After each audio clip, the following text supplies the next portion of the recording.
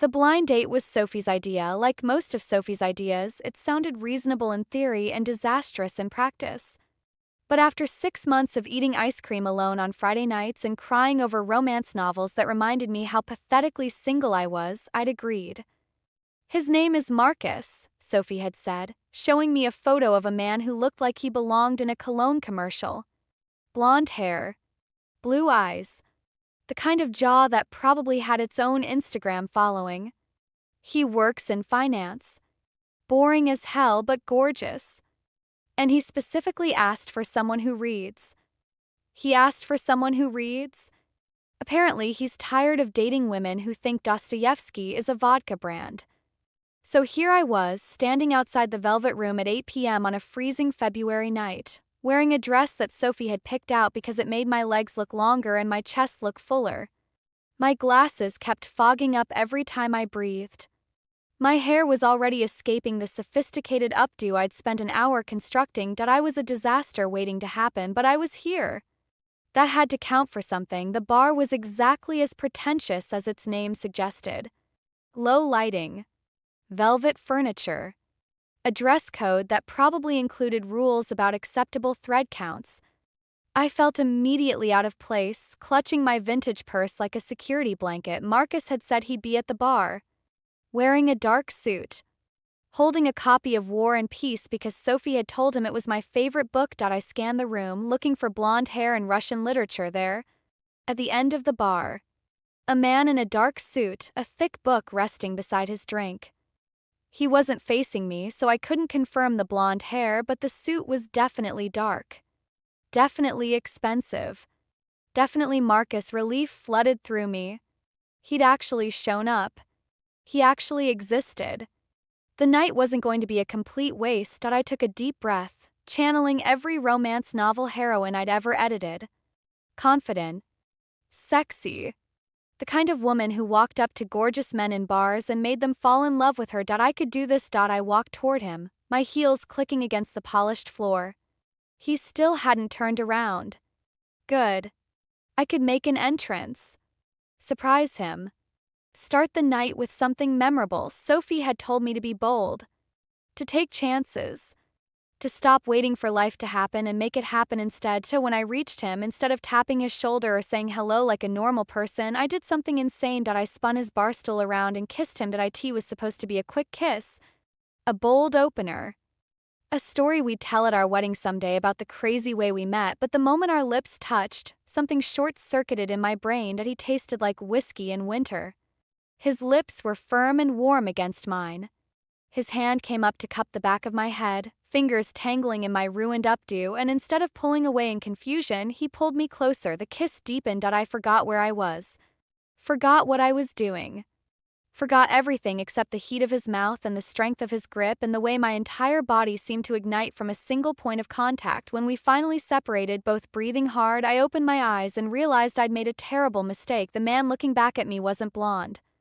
His hair was dark as midnight, swept back from a face that belonged in Renaissance paintings or wanted posters. His jaw was sharp enough to cut glass. His cheekbones cast shadows in the low light, and his eyes. God, his eyes. They were gray-blue, the color of storm clouds over the ocean, and they were looking at me with an intensity that made my knees weak.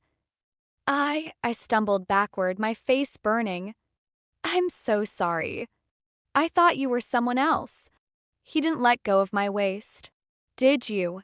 His voice was deep, accented. Russian, maybe. Or something Eastern European that made every word sound like a command. Yes, I'm meeting someone. A blind date.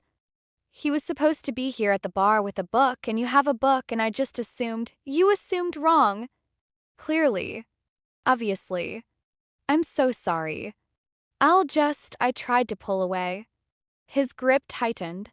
Where are you going? To find my actual date? The one I was supposed to kiss. He's not here. What? The man nodded toward the entrance. Blonde man. Blue eyes. Arrived 10 minutes ago, looked around, and left with the redhead who was waiting by the door. My heart sank. He left? Apparently, she was more interesting than waiting for you. But I checked my phone. I'm 15 minutes late. That's nothing. That's fashionable. Fashionable for some. Unacceptable for others. His thumb traced a circle on my hip, the touch burning through the thin fabric of my dress. His loss, I think. Excuse me. A woman who kisses strangers in bars. Who takes risks. Who doesn't wait for permission. Those storm cloud eyes swept over me. That's not something a man walks away from. I should have been offended. Should have pulled away, found my dignity, and left this bar to never return. Instead, I said, "You're still holding me." "I am." "Why?" "Because you haven't asked me to stop." It was true. I hadn't. And standing in the circle of his arms, feeling his warmth against the February chill, I wasn't sure I wanted to. "Who are you?" I asked. "Nikolai Antonov." He said it like the name should mean something. "And you?" "Gemma. Gemma Rhodes." Gemma.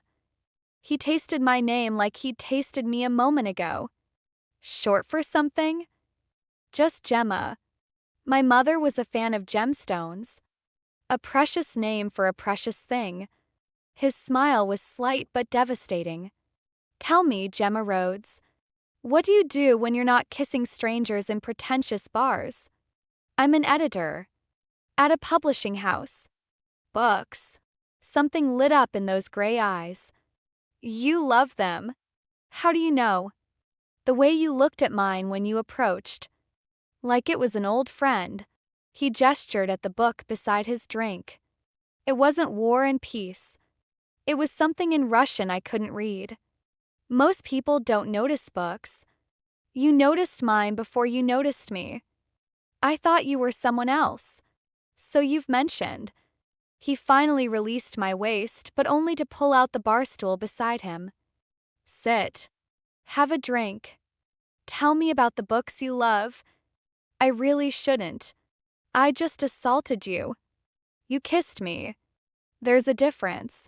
His smile widened fractionally. "And I kissed you back. So we're equally guilty." "That's not how." "Sit, Gemma." His voice dropped, became something that brooked no argument. "Please." I sat. God help me, I Saturday 2 hours passed like minutes. Nikolai ordered drinks I'd never heard of and food I couldn't pronounce. He asked questions about my work, my favorite authors, my least favorite manuscript I'd ever edited. He listened like every word I said was important. Like I was the only person in the room. I learned almost nothing about him. He deflected personal questions with skill that suggested practice. He changed subjects with elegance that felt almost choreographed. By the time I realized I'd been talking about myself for 2 hours straight, I knew only 3 things about Nikolai Antonov. He loved Russian literature, he had a younger sister he adored, he looked at me like I was a puzzle he wanted to solve.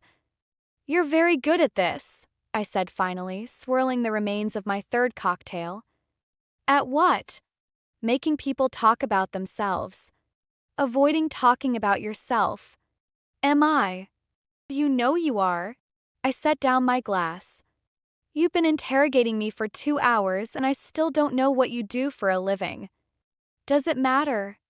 "It might. You could be a serial killer." Serial killers don't read Bulgakov in public bars." "That sounds like something a serial killer would say." He laughed. Actually laughed, the sound rich and warm and completely unexpected. It transformed his face, softening all those sharp edges, making him look almost boyish. "I'm in business," he said finally. "Import and export. Very boring. Very legitimate." That pause before legitimate was suspicious. "You're perceptive." "I'm an editor. It's my job to notice things." "What else have you noticed?" I considered the question. "You're not American. Russian, I think, based on your accent and your reading material. You're wealthy, based on your watch and your clothes and the way the bartender treats you like royalty. You're used to getting what you want based on the way you commanded me to sit down. And you're lonely." His expression shifted. Lonely? You've been here alone on a Friday night, reading a book instead of meeting friends or going on dates. You let a complete stranger kiss you and then convinced her to stay. You've been talking to me for 2 hours about books and never once checked your phone. I met his eyes. That's loneliness, Nikolai. I recognize it because I have the same disease. Silence stretched between us. I watched emotions flicker across his face. Surprise, recognition, something that looked almost like pain. You see too much, he said quietly. Occupational hazard. Could be dangerous. Seeing too much in the wrong person. Are you the wrong person? Question hung in the air. His jaw tightened. His eyes darkened. Probably, he admitted. Almost certainly. Then why are you still sitting here? 'Cause you kissed me. And I haven't been able to think about anything else since. His hand found my face, thumb tracing my cheekbone. Because you're the most interesting thing that's happened to me in years. Because I want to know what other surprises you're hiding behind those beautiful eyes. Nikolai, come home with me. The words landed like stones in still water. I stared at him, my heart racing. I don't do that. Go home with strangers. You kissed one tonight. That was different. How? I thought you were someone else. And now that you know I'm not, his thumb traced lower, brushing my lower lip. Now that you know I'm wrong for you, probably dangerous, certainly complicated. What do you want to do now? I should have said no. Should have thanked him for the drinks and the conversation and walked out of this bar and never looked back. Instead, I said, kiss me again. His smile was slow and predatory. With pleasure. He kissed me properly this time. Not the surprised collision of our first contact, but something deliberate, consuming. He kissed me like he was staking a claim, like he was branding himself onto my soul. When we separated, I was trembling. Come home with me, he said again, and this time I didn't say no. I woke up in sheets that smelled like cedar and sin. For a moment, I didn't remember where I was. The ceiling was too high. The bed was too soft. The arm draped across my waist was too warm, too heavy, too real. Then everything came flooding back. The kiss. The bar. The way Nikolai had looked at me like I was something precious and dangerous. Car ride to his penthouse, his hand never leaving my thigh. The elevator where we'd barely made it through the doors before his mouth found mine again. And then, I turned my head slowly, afraid of what I'd find. Nikolai was asleep beside me. His face relaxed in a way it hadn't been last night. The sharp angles had softened. The intensity had dimmed.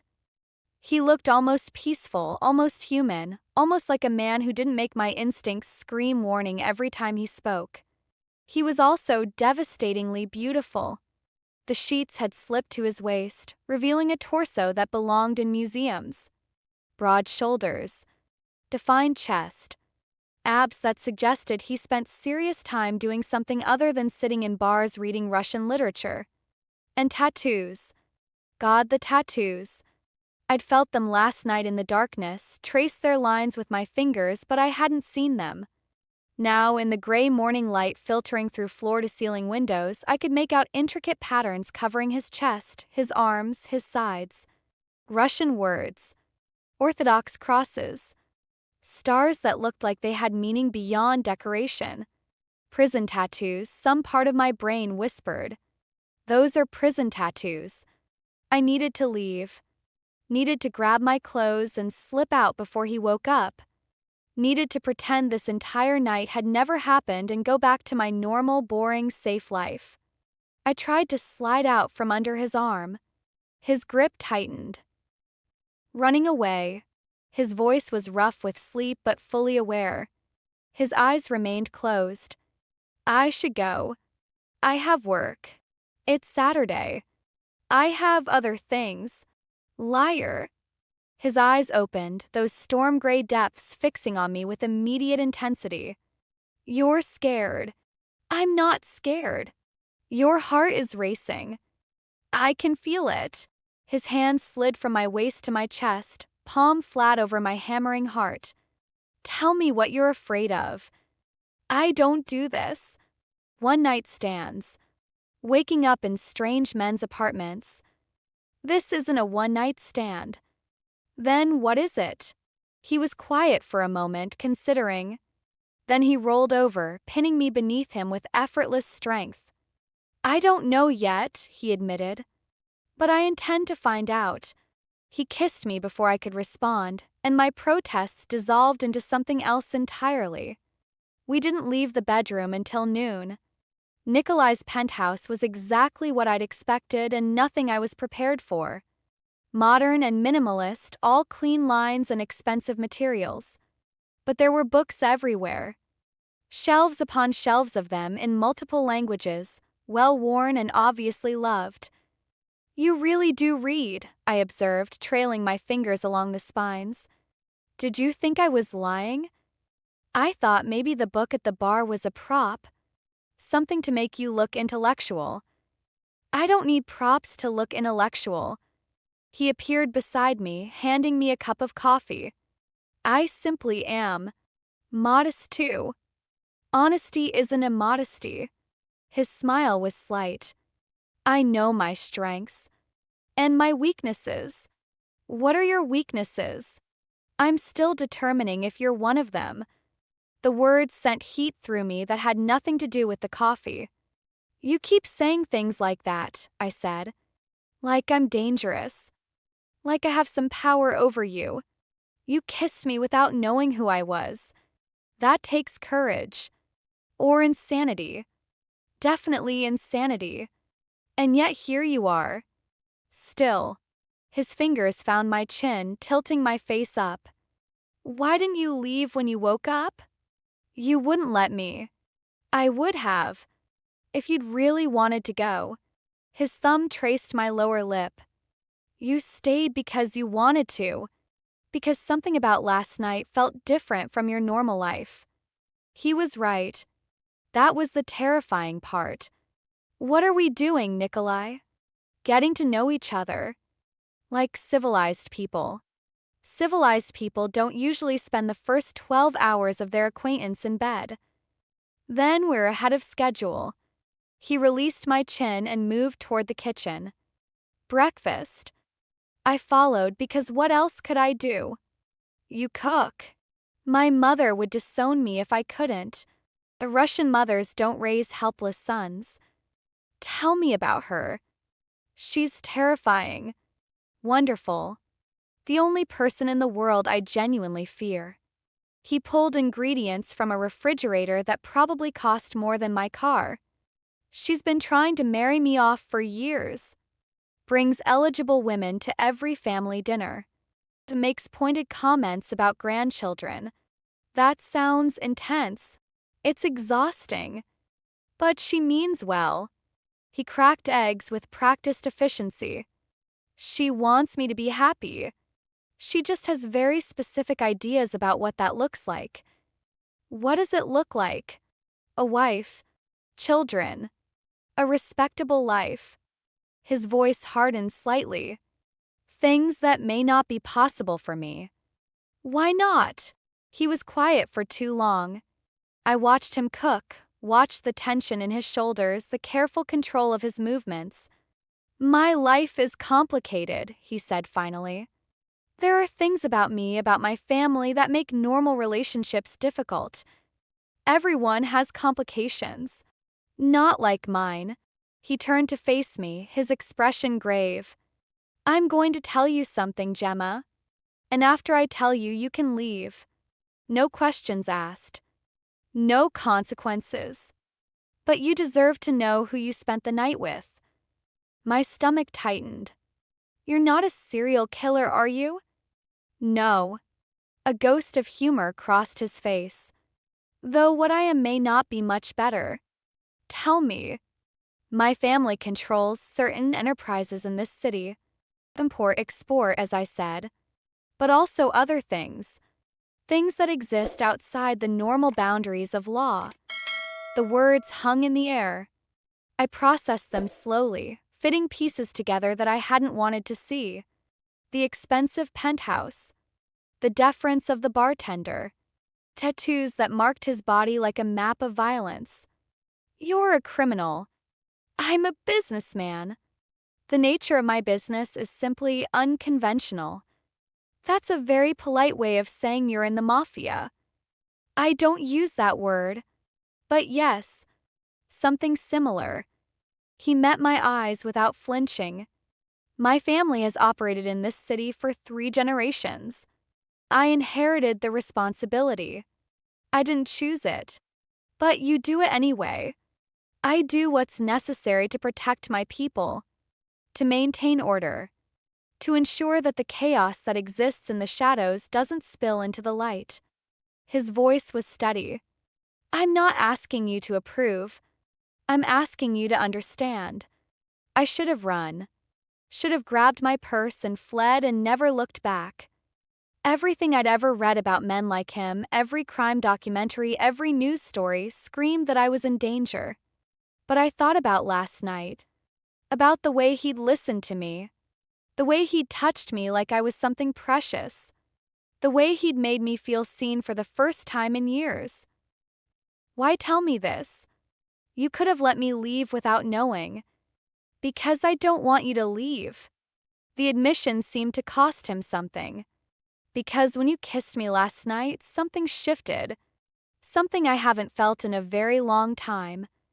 What? Hope. His voice cracked on the word. That maybe there's more to life than the darkness I was born into. I looked at him. This man who was everything I should have feared. Who was confessing things that could destroy both of us. Who was standing in his kitchen making eggs and offering me honesty when lies would have been easier. The eggs are burning, I said. He blinked. What? Your eggs. They're burning. He spun toward the stove, cursing in Russian, and I laughed. Actually laughed, the sound breaking the tension that had been strangling us both. You think this is funny? He demanded, scraping ruined eggs into the trash. I think you just told me you're a crime lord and I'm worried about your eggs. Yes, that's funny. You're insane. You said that last night. Multiple times. I moved to stand beside him. Let me help. I can't cook much, but I can make toast. Toast. Don't judge. It's a skill. He stared at me like I'd grown a second head. You're not running away. I probably should be. But you're not. No. I found the bread, popped 2 slices in the toaster. I'm making toast for a criminal. Apparently that's who I am now. Gemma. His hand found my shoulder, turning me to face him. I need you to understand what this means. If you stay, if you choose to be in my life, there are risks. Dangers. People who might try to hurt you to get to me. I understand. Do you? Because this isn't a romance novel. There are no guarantees of happy endings. I'm an editor, Nikolai. I know exactly how many ways stories can go wrong. I met his eyes. I also know that the best stories are the ones where people take risks, where they choose the uncertain path because it might lead somewhere extraordinary. And if it leads somewhere terrible, then at least I'll have a good story. I smiled, and it felt reckless and right. Now, are you going to make new eggs, or are we surviving on toast? Something broke behind his eyes. He pulled me into his arms, holding me like I might disappear. You're either very brave or very stupid, he murmured against my hair. Can I be both? Apparently. He pulled back to look at me. Stay. Not just for breakfast. Stay for the weekend. Let me show you my world. Your dangerous, complicated, possibly illegal world? Yes. I thought about my empty apartment. My routine weekends of laundry and Netflix and pretending I wasn't lonely. My safe, boring, predictable life. Okay, I said. Show me. His smile was like sunrise. The weekend was a revelation. Nikolai showed me his city. Not the tourist version, but the real one. The hidden restaurants where owners greeted him by name. Private clubs where men with dangerous eyes nodded in respect. The art galleries and bookshops and quiet corners that only someone who truly loved New York would know. We talked for hours. About books and philosophy and dreams and fears.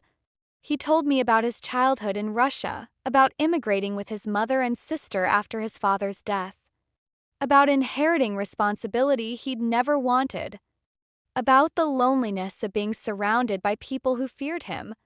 I told him about my own loneliness, about growing up in foster care, bouncing between homes until I aged out of the system, about finding refuge in books and stories where damaged people found love and belonging, about becoming an editor so I could help bring those stories to life for others. "You understand me," he said Sunday night as we lay tangled together in his bed. "How is that possible? We've known each other for 2 days. Some connections don't follow timelines. Is that what this is? A connection? I don't know what else to call it." I traced the tattoo over his heart, Russian letters I couldn't read. "What does this say?" "It's a prayer. For protection. My mother insisted I get it before I took over the business." "Do you believe in God?" "I believe in something. Whether it's God or fate or just random chance that brought you to my bar." He caught my hand, pressing a kiss to my palm. "I believe in this. Nikolai. I know it's too soon. I know I shouldn't say what I'm about to say." His eyes held mine. "But I think I'm falling in love with you, Gemma Rhodes." The words should have terrified me. 2 days. 2 days of knowing him, and he was talking about love. But I felt it too. That impossible, irrational certainty that something extraordinary was happening. "That's insane," I whispered. "Yes. We barely know each other. We know enough. Your life is dangerous. Complicated. Everything I should avoid. All true. And I think I'm falling for you anyway." His smile was incandescent. He kissed me, soft and sweet, with none of the urgency of our previous encounters. "Stay," he murmured against my lips. "For another night?" "For as long as you'll have me." I should have said no. Should have protected myself from the heartbreak that seemed inevitable. Instead, I said yes. And that single word changed everything. Monday morning hit like a cold shower. I walked into Rhodes and Amp, Hart Publishing, at 8:45 a.m., wearing the same dress I'd left in on Friday night, carrying a coffee Nikolai had insisted on buying from a cafe that probably charged $20 a cup. Sophie was waiting at my desk like a predator stalking prey. "You didn't come home." "I'm aware. You didn't answer your phone. For 3 days." "Also aware. Marcus called me.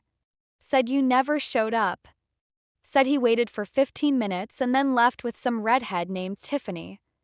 Sophie's eyes narrowed. "Where the hell have you been?" "It's complicated. Uncomplicated." I sighed, sinking into my chair. "I kissed the wrong man." "What?" "The bar. I thought he was Marcus." "He wasn't." I rubbed my temples. "And then I spent the weekend with him." Sophie stared at me like I'd announced I was joining a cult. "You spent the weekend with a stranger you accidentally kissed?" When you say it like that, it sounds insane. It is insane. Gemma, you don't do things like this. You're the responsible one. The one who reads contracts before signing. The one who always has an exit strategy. Maybe I'm tired of being responsible. Who is this guy? What's his name? What does he do? I hesitated. How could I explain Nikolai? How could I tell my best friend that I'd spent the weekend falling in love with a crime lord who read Russian poetry and made me feel seen for the first time in my life? His name is Nikolai. He's in business. What kind of business? Import. Export. Things like that. Sophie's expression shifted from concern to suspicion. Gemma, what aren't you telling me? Nothing. It's new. I don't want to jinx it. You don't believe in jinxes. I'm developing new beliefs. Before Sophie could interrogate me further, my phone buzzed. A text from a number I'd programmed in just yesterday, missing you already. Dinner tonight? And I smiled before I could stop myself. Oh my God. Sophie snatched the phone from my hand. You're smiling. You never smile at texts. Who is this? What did you do to my friend? Give that back. Not until you tell me everything. She read the text, her eyebrows climbing toward her hairline. N? Who's N? This is very mysterious, Gemma. Very on you. Maybe I'm becoming a new me. Or maybe you're losing your mind. She handed back the phone. I want details. All of them. Lunch. No excuses. Fine. Lunch. Sophie retreated to her own desk, and I was left staring at Nikolai's text, my heart doing things it had no business doing on a Monday morning. I'll be there, I typed back. Where? His response was immediate. My place. I'm cooking. You can cook. I made you eggs. They were only slightly burned. Technically, I made toast. We'd starve together, then we'll starve together. 7 p.m. Don't be late. I set down my phone, still smiling, and tried to remember how to do my job. Lunch with Sophie was an interrogation. She cornered me in the break room with a salad I suspected was just a prop and demanded every detail I could provide. I gave her the sanitized version. Met a man at a bar. Instant chemistry. Spent the weekend getting to know each other. And, she pressed, what's the catch? There's always a catch with guys who seem perfect. He's not perfect. He's complicated. Complicated how? Wife? Kids? Secretly lives with his mother? No. Just his work is demanding. His family has expectations. He has responsibilities that make relationships difficult. That sounds like every finance guy I've ever dated. Sophie stabbed her salad. What does he look like? Tall. Dark hair. Gray eyes. I smiled despite myself. He looks like he should be in a museum. Or a crime drama. Crime drama. You know. Intense. Brooding. The kind of face that makes you nervous and attracted at the same time. Sophie studied me with unsettling perception. You really like this guy. Is that so surprising? Yes, because you don't like anyone. You date men for 3 months maximum, find something wrong with them, and move on. You've never looked at anyone the way you're looking at your phone right now. I hadn't realized I was looking at my phone. Nikolai had sent another text. Just a photo of his kitchen counter, covered in what appeared to be the aftermath of a grocery shopping explosion. That I may have overestimated my cooking abilities, he'd written. Should I bring takeout? Your faith in me is underwhelming. My faith in you is perfectly calibrated. You're doing it again, Sophie said. The smiling thing. It's creepy. I'm happy. Is that allowed? It's allowed. It's just unexpected. She reached across the table to take my hand. I'm glad, Gemma. Really. You deserve someone who makes you smile like that. Just be careful, okay? You don't know this guy. Not really. I know enough. Do you? The question lingered long after Sophie had returned to her desk. Did I know enough? I knew Nikolai was dangerous. Knew his life existed in shadows I couldn't fully comprehend. Knew that choosing him meant choosing uncertainty over safety, but I also knew how he looked at me. How he listened when I talked. How he made me feel like the most interesting person in any room. Was that enough? I didn't have an answer, but I knew I was going to dinner anyway. Nikolai's penthouse smelled like garlic and disaster when I arrived. Don't say anything, he warned as he opened the door. His hair was disheveled. His shirt was stained. He looked like a man who had gone to war with a kitchen and lost. I wasn't going to say anything. Your face is saying plenty. I stepped inside, surveying the chaos. Pots on every burner. ingredients scattered across every surface. Something that might have been pasta or might have been a science experiment congealing in a colander. What were you trying to make? Beef stroganoff. My mother's recipe. Is beef stroganoff supposed to be that color? No. He ran a hand through his hair. In my defense, the recipe was in Russian. I may have mistranslated some steps. How do you mistranslate a recipe?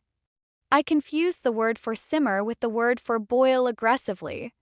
He looked genuinely distressed. I wanted to impress you. You did impress me. With my disaster. With the fact that you tried. I moved toward him, wrapping my arms around his waist. Most men I've dated would have just ordered delivery and claimed they made it. I considered that. It felt dishonest. Crime lord concerned about honesty. How charming. I'm not he stopped, sighing. I suppose I walked into that. You definitely did. Kissed his cheek. Now, show me what we're working with. Maybe we can salvage something. We couldn't salvage anything. 2 hours later, we sat on his kitchen floor surrounded by takeout containers, laughing at the spectacular failure that covered every surface. I'm going to have to replace that pot, Nikolai said, gesturing at something that had been permanently fused to the stove. What did you do to it? I'm genuinely not sure. I think I created a new element. I laughed so hard I couldn't breathe. He watched me with an expression I was learning to recognize. Wonder. Disbelief. Like he couldn't quite process that this was his life now. What? I asked when I'd recovered. You're here. On my kitchen floor. Eating Thai food and laughing at my failures. He shook his head. A week ago, I was reading alone in a bar, convinced I'd spend the rest of my life in cold isolation. Now I'm wondering if I imagined you. If I'll wake up and discover this was all a dream. If it's a dream, we're both having it. Then I never want to wake up. He kissed me, tasting like pad thai and possibility. My mother wants to meet you, he said when we separated. The words hit like ice water. What? She called this afternoon. Apparently, Ivan mentioned I had a guest this weekend. News travels fast to my family. His expression was apologetic. She's invited us to dinner. Tomorrow night. Tomorrow? Nikolai, I'm not ready to. You can say no. I'll make excuses. What kind of excuses? I'll tell her you're traveling. Or sick. Or that I made you up entirely. She believe you made up a girlfriend? She's been predicting my lonely death for years. Imaginary women would fit her narrative. I thought about what meeting his mother would mean. Questions she'd ask. The scrutiny I'd face. The way it would make this relationship suddenly terrifyingly real. What's she like? I asked. Intimidating. Perceptive. She'll probably know everything about you within 5 minutes of meeting. That's not reassuring. I'm not trying to reassure you. I'm trying to prepare you. He took my hand. But she'll also see what I see. Someone extraordinary. Someone worth protecting. Worth protecting from what? From everything. Including me if necessary. The words were heavy with meaning I didn't fully understand. I'll go, I heard myself say. To dinner. With your mother. You're sure? No. But I'm going anyway. I squeezed his hand. That seems to be my pattern with you. His smile was grateful and afraid all at once. Thank you. Don't thank me yet. I might embarrass you horribly. Impossible. I once told a date's mother that her meatloaf tasted like a wet sock. Did it? Yes. But that's not the point. He laughed, pulling me closer. Whatever happens tomorrow, whatever my mother says or does, remember one thing. What? I chose you. Not because you're perfect or safe or easy. Because you're you. His forehead touched mine. And you is everything I never knew I needed. Tears pricked my eyes. That's very smooth for a man who just burned beef stroganoff. I contain multitudes. Clearly.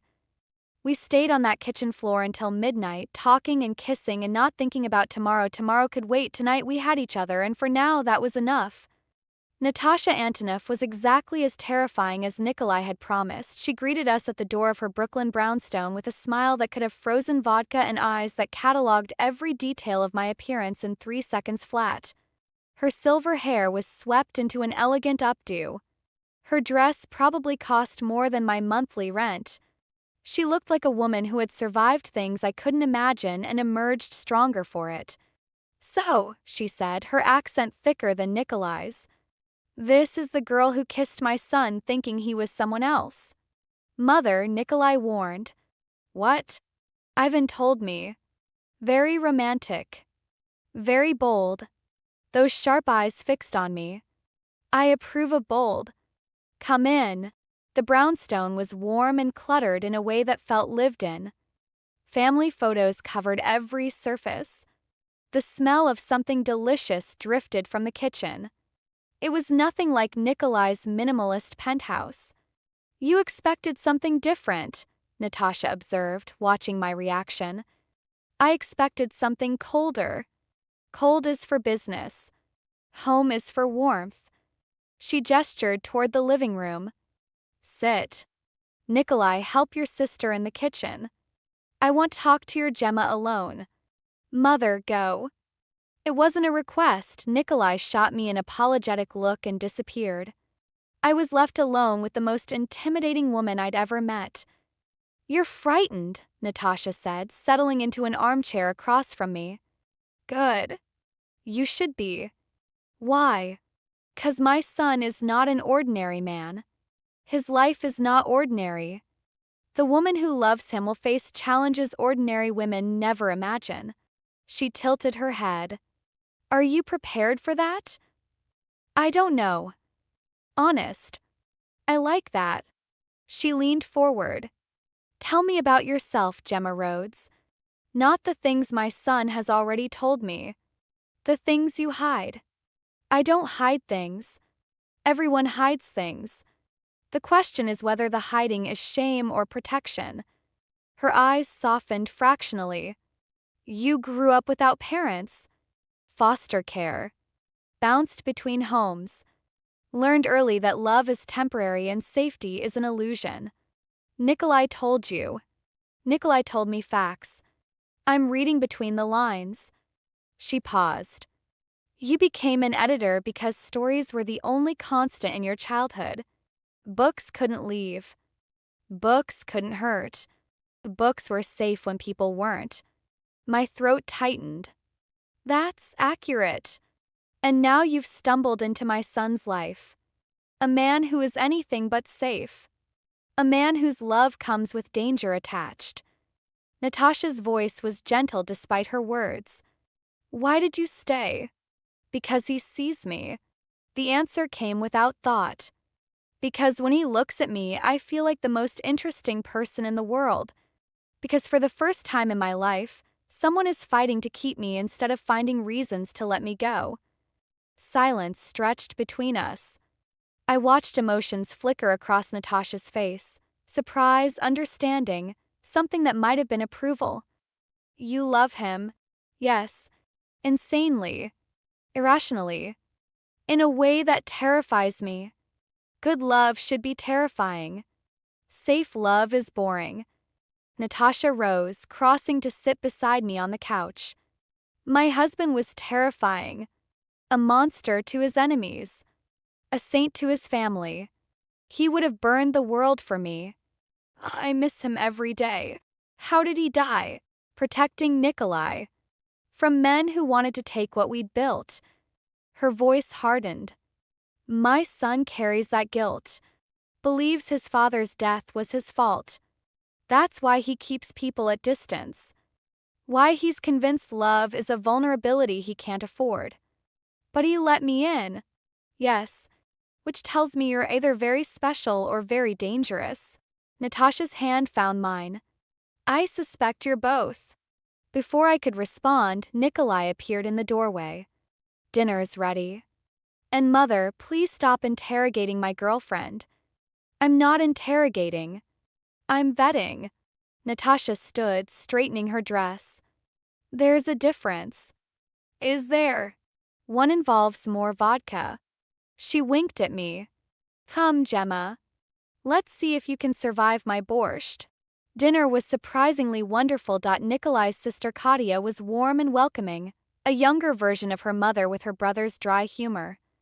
She peppered me with questions about publishing, about the books I edited, about whether I could get her advance copies of anything good. She reads more than I do, Nikolai observed. Everyone reads more than you. You're too busy doing criminal things. Katya. Natasha's voice was sharp. What? It's true. He hasn't finished a book in months. I've been busy. You've been brooding. Katya turned to me. He's been impossible lately. Worse than usual. Now I understand why. Why? I asked. Because he was lonely and didn't know how to fix it. And then you fell into his lap, literally from what I hear, and now he's terrified of losing something he never expected to have. Katya, I swear. It's true and you know it.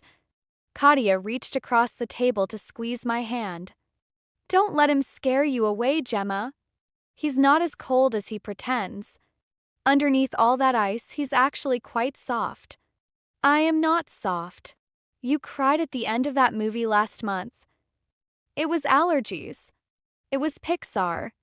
You sobbed into a pillow. I watched them bicker with growing affection. This was a family. A real one, with inside jokes and old wounds and unconditional love beneath all the teasing. I'd never had anything like it. Natasha caught my eye across the table. Her expression was knowing. You belong here, she said quietly. Whether you realize it yet or not. I didn't have a response, but for the first time I let myself imagine what belonging might feel like. The trouble started the next morning. I was at work, editing a manuscript that desperately needed help, when my phone buzzed. Sophie's number. Marcus is here.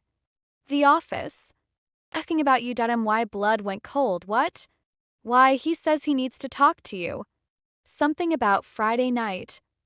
He seems upset. I hadn't thought about Marcus since the moment I'd realized I'd kissed the wrong man. He'd been an abstraction, a path not taken, irrelevant to the life I was building with Nikolai, but apparently Marcus didn't feel the same way. Tell him I'm busy. I tried. He's insisting. He's making a scene. I rubbed my temples. This was exactly what I didn't need. Fine. I'll handle it. I found Marcus in the lobby, pacing like a caged animal. He was exactly as handsome as his photo had promised. Blonde, blue-eyed, the kind of clean-cut attractiveness that belonged in toothpaste commercials. He was also furious. Gemma. He spotted me and strode forward. We need to talk. About what? You left with someone else. Because you were late. And then you just disappeared. No call, no text, nothing. His voice rose. I spent the whole weekend wondering what happened to you. I had other plans. What other plans? Sophie said you didn't come home. Said you were with some guy you just met. His eyes narrowed. What kind of guy, Gemma? Who did you leave with? That's none of your business. It became my business when you stood me up for a date you agreed to. He stepped closer, his cologne overwhelming. I did everything right. Brought the books Sophie told me to bring. Dressed up. Made reservations. And you didn't even bother to show up. I showed up. I was 15 minutes late. You'd already left. 15 minutes after 8. After I'd been waiting since 7:30. 7:30? The reservation was for 8. Marcus's expression flickered. Sophie said 7:30. Sophie told me 8. Understanding dawned slowly. Sophie had given us different times. Whether by accident or design, she'd created exactly the scenario that had unfolded. Me arriving late, Marcus giving up, and everything going wrong. Or, depending on perspective, everything going right. This was a misunderstanding, I said carefully. Sophie got the times mixed up. It happens. So let's reschedule. Dinner. Tonight. We can start over. I can't. Why not? Because I'm seeing someone. The guy from Friday. Marcus's jaw tightened. The one you picked up at a bar? The one I met at a bar. Yes. You've known him for what, a week? And you're already seeing someone? His voice dripped with disbelief. That's not a relationship, Gemma. That's a rebound from a date that never happened. It's not. I did research on you. Before Friday. I looked you up, read about your work, prepared conversation topics. Marcus stepped even closer. I put in effort. And you threw it away for some stranger. I didn't throw anything away. Things just tell me his name. The demand caught me off guard. What? His name. The guy you chose over me. I want to know who I lost to. I should have lied. Should have made up a name, ended the conversation, walked away. But something in Marcus's tone, the entitlement beneath the hurt, triggered a defiance I couldn't suppress. Nikolai Antonov. Marcus's face went white. What did you say? Nikolai Antonov. I frowned at his reaction. Why? Do you know him? Everyone in finance knows him. Marcus's voice had dropped to a whisper. Do you have any idea who that man is? Yes. He told me. He told you. Marcus laughed, the sound bitter. And you're still seeing him? Gemma, the Antonov family they're not people you get involved with. They're dangerous. They're connected to things you can't even imagine. I know what I'm doing. Do you? Because from where I'm standing, you're in way over your head. His expression shifted from anger to something almost like concern. Walk away. While you still can. These people, once you're in their orbit, you don't get out. I don't want out. Then you're a fool. He shook his head. I thought you were smart, Gemma. I thought the girl who edited literary fiction would have better judgment than this. My judgment is fine. It led me to exactly where I'm supposed to be. With a criminal. With a man who probably has blood on his hands.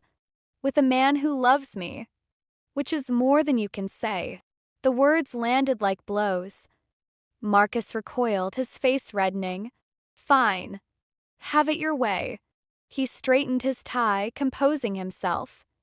But don't come crying to me when it all falls apart. And it will fall apart, Gemma. Men like Antonov don't get happy endings. He walked out without looking back. I stood in the lobby, my heart pounding, his warning echoing in my ears. Was he right? Was I a fool for believing this could work? My phone buzzed. Nikolai, lunch?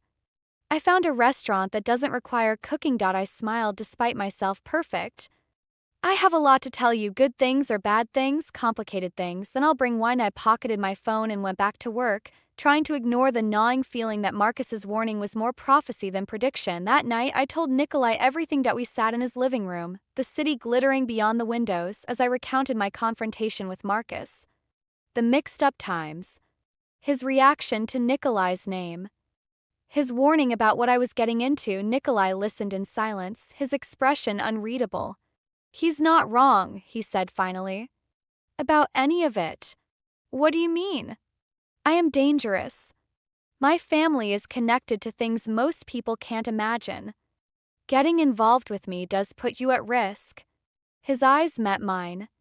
Everything Marcus said is true. But I'm also selfish enough to want you anyway. His voice cracked. I know I should let you go. Should push you away for your own protection. Every rational part of my brain is screaming that you deserve better than a life lived in shadows. And the irrational parts? The irrational parts want to keep you forever. Lock you away where no one can hurt you. Build a world where we're safe from everything except each other. That sounds possessive. It is. Horribly so. He reached for my hand. But I'm trying to be better. To give you choices instead of demands. To love you in a way that doesn't suffocate. And if Marcus is right, if this all falls apart, then we'll have had this. His fingers intertwined with mine. These weeks, these moments, this impossible thing we're building against all odds. That's not very reassuring. I can't promise you forever, Gemma. I can only promise you now. His eyes held mine. Is now enough? I thought about it. About the risks, the warnings, the thousand ways this could go wrong. Then I thought about how I felt when he looked at me, when he laughed, when he held me like I was something precious. Now is enough, I said. For now. He pulled me into his arms, and we held each other against the uncertainty of tomorrow. The photographs appeared 2 weeks later that I was at my desk, deep in a manuscript about star-crossed lovers who had considerably less complicated lives than mine, when Sophie dropped an envelope on my keyboard. This came for you. No return address. My stomach tightened. Who delivered it? Some guy. Didn't leave a name. Sophie's expression was worried. Gemma, what's going on? You've been jumpy for days. And now mysterious envelopes? It's nothing. It's clearly something. I waited until she'd returned to her desk before opening the envelope. Inside were photographs. Me and Nikolai at the restaurant last week. Me and Nikolai walking through Central Park. Me and Nikolai kissing in his car parked outside my apartment building. Someone had been watching us, documenting our relationship. And now they wanted me to know the bottom of the stack was a note. Typed, Anonymous. You're swimming in dangerous waters, Ms. Rhodes. Consider this a friendly warning. Next time, the pictures go somewhere less private. My hands shook as I gathered the photographs. This wasn't Marcus. He was petty but not threatening. This was something else. Someone connected to Nikolai's world that I needed to tell him now. Nikolai's reaction was terrifying in its calmness. He spread the photographs across his desk, examining each one with clinical detachment. His expression revealed nothing. His hands were steady, but I could feel the rage building beneath his surface, like pressure before a storm. When did these arrive? This morning. At my office. And you're sure you don't recognize the delivery person? I wasn't there. Sophie saw him. Said he was average. Forgettable. I wrapped my arms around myself. Nikolai, who would do this? Who's watching us? Several possibilities. His voice was ice. Business rivals. Enemies of my family. People who want leverage. Leverage for what? To control me. To threaten me. To make me do things I don't want to do. His eyes finally met mine. You're a vulnerability, Gemma. The kind that men like me aren't supposed to have. I'm sorry, don't. His hand caught mine. Don't apologize for existing. Don't apologize for being in my life. His grip tightened. This is my fault. I knew the risks.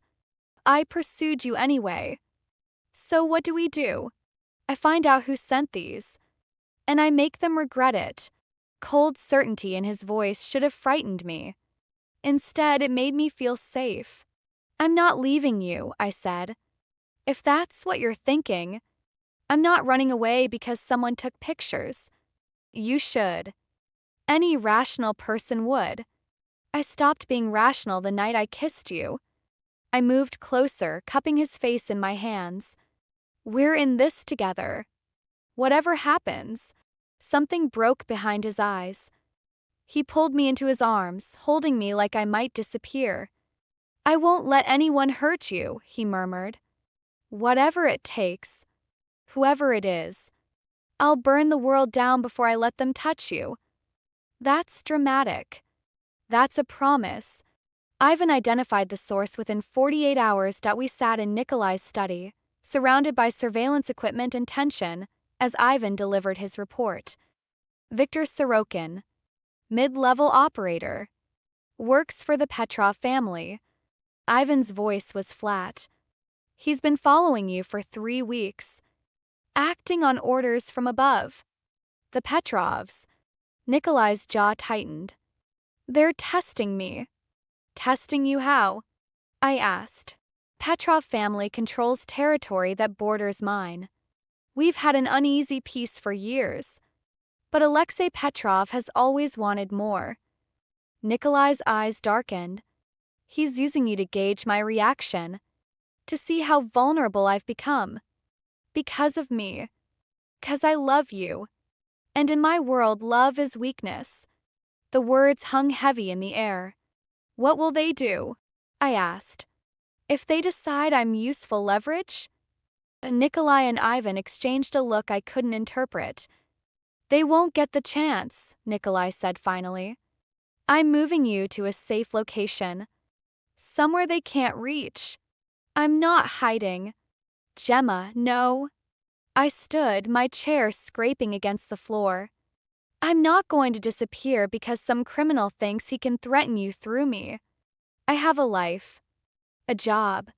Friends. I can't just vanish. Your life won't matter if you're dead. The bluntness of his words stopped me cold. Is that what they want? To kill me? I don't know what they want. That's the problem.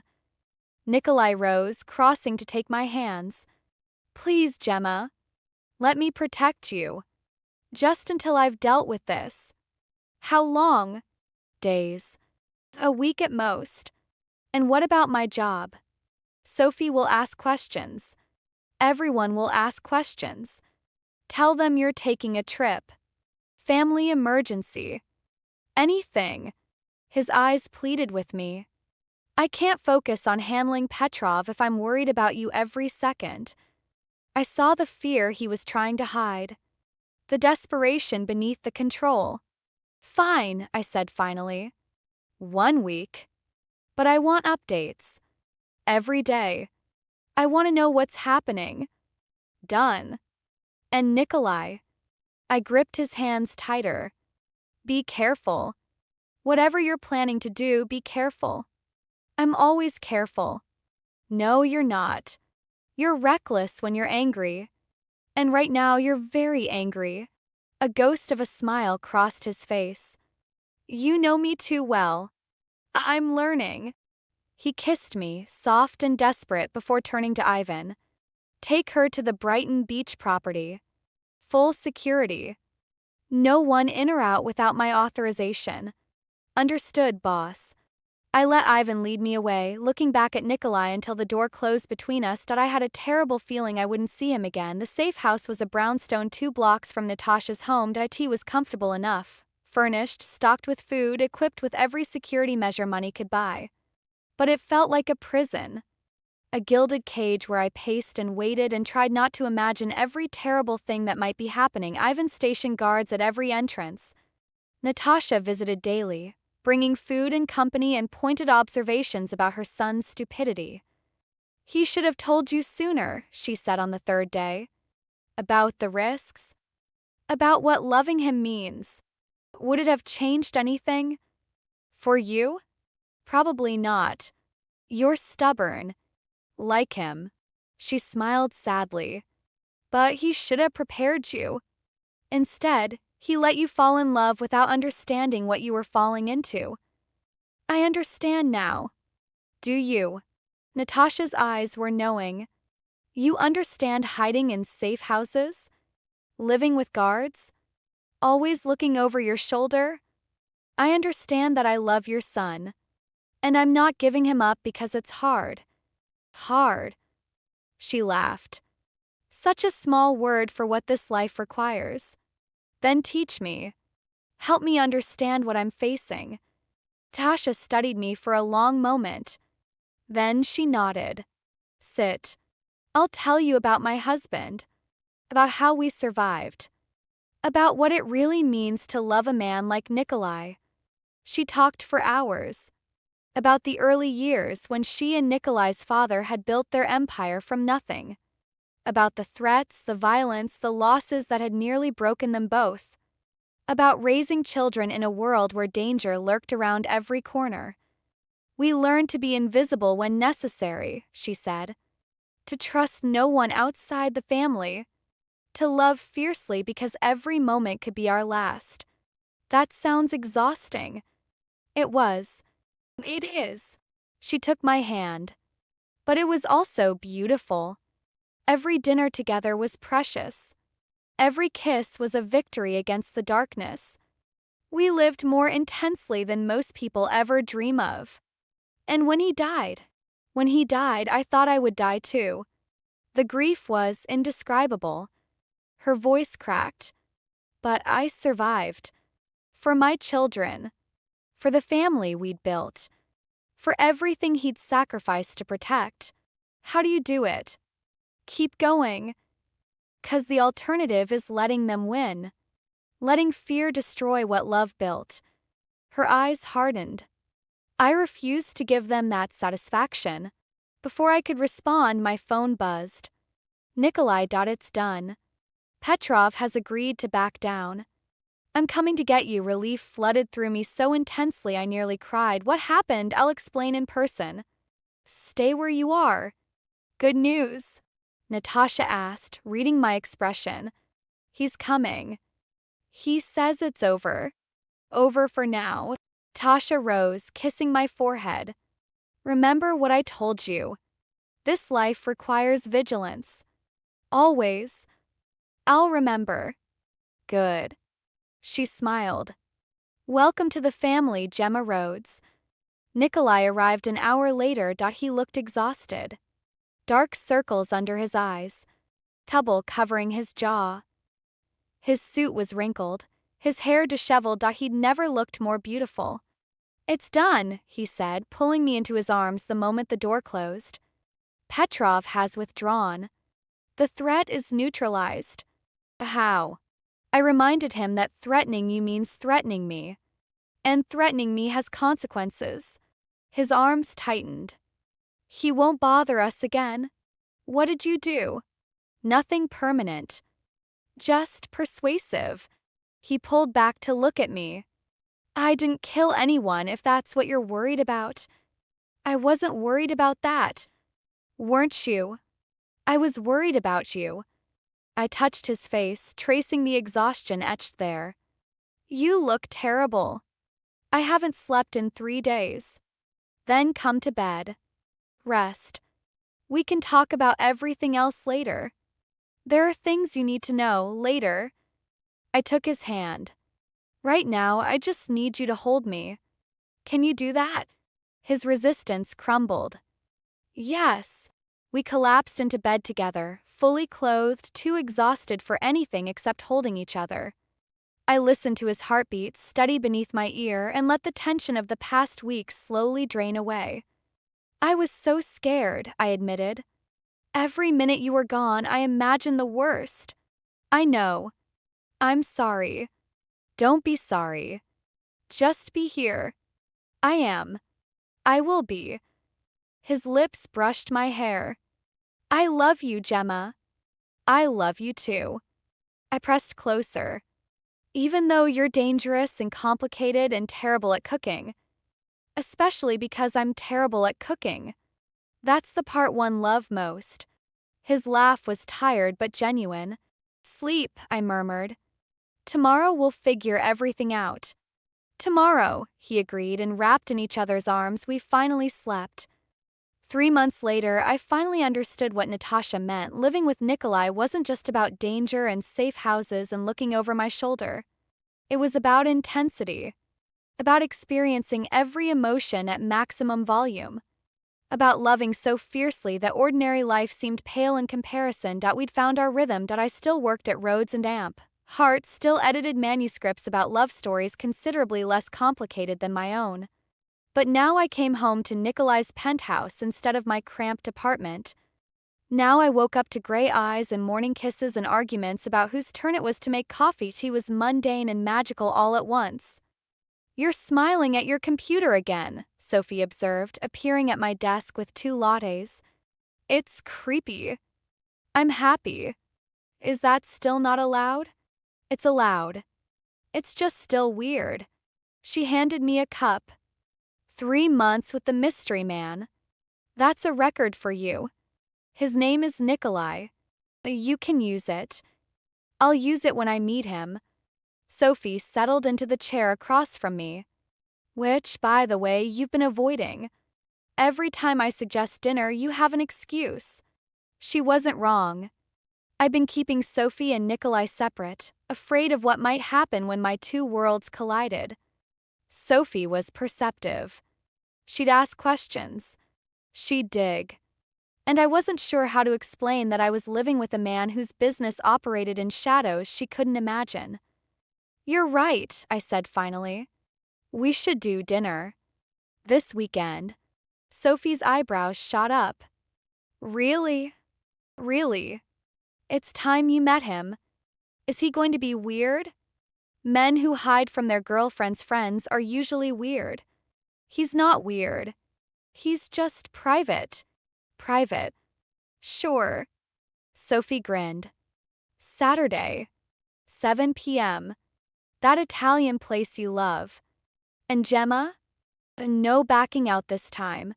No backing out. I pulled out my phone as soon as she left. Sophie wants to meet you. Dinner Saturday. Can you be normal for 2 hours? Nikolai's response came quickly. Define normal, no bodyguards. No Russian.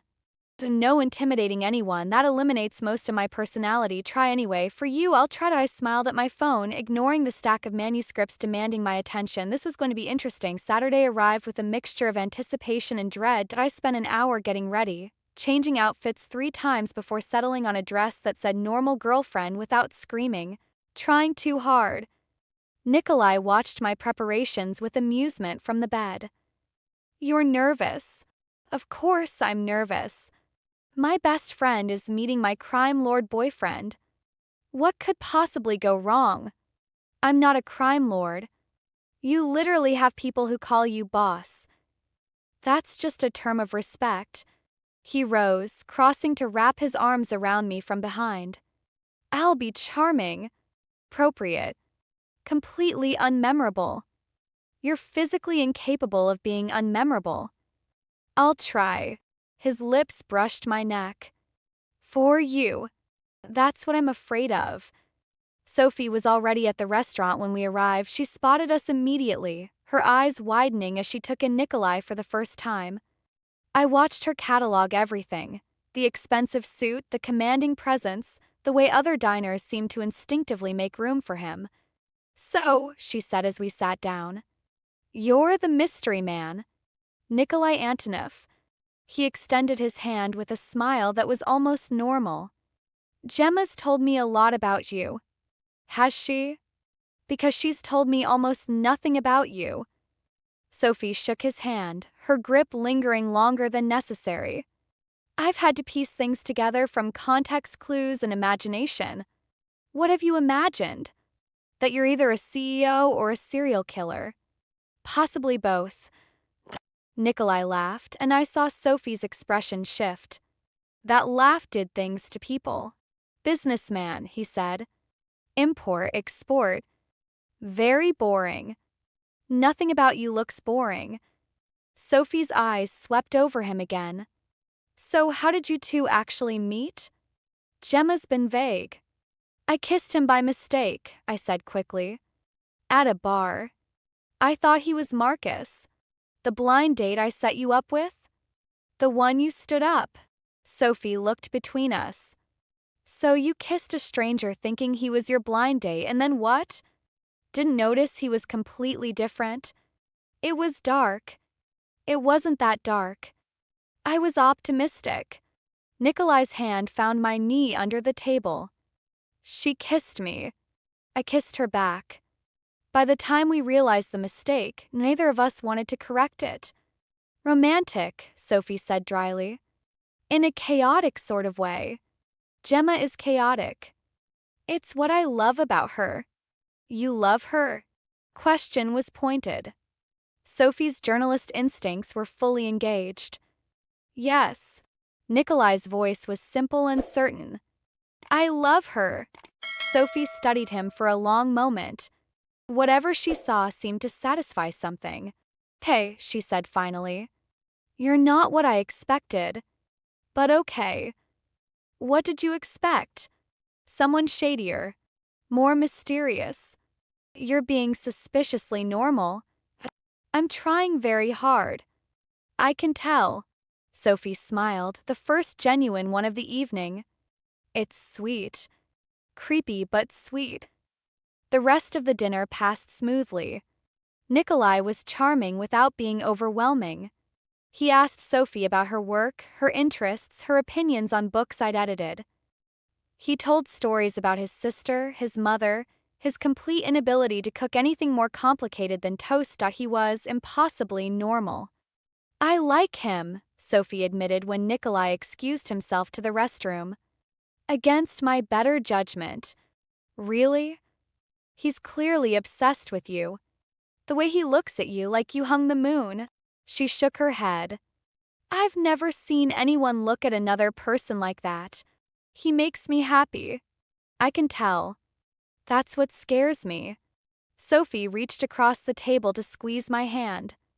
"Just be careful, okay? There's something about him. Something underneath all that charm." "I know. Do you?" "I know everything, Sophie. And I'm choosing to stay anyway." She searched my face for a long moment, then nodded. "Then I'm happy for you. Both of you." Nikolai returned, sliding back into his seat with easy grace. "Everything okay?" "Perfect," Sophie said. "I was just giving Gemma the best friend seal of approval. I'm approved. Provisionally. Break her heart and I'll find creative ways to destroy you." "Understood." Nikolai's smile was warm. "I have no intention of breaking anything." "Good." Sophie raised her wine glass. "Then let's toast. To accidental kisses and unexpected love."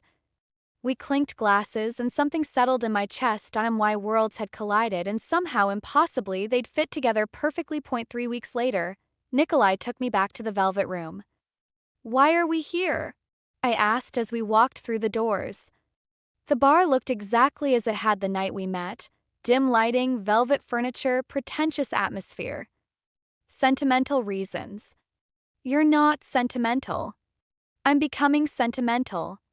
"Your influence." He guided me toward the bar. "This is where it started. Where you saw me and decided to take a chance. I saw you and thought you were someone else.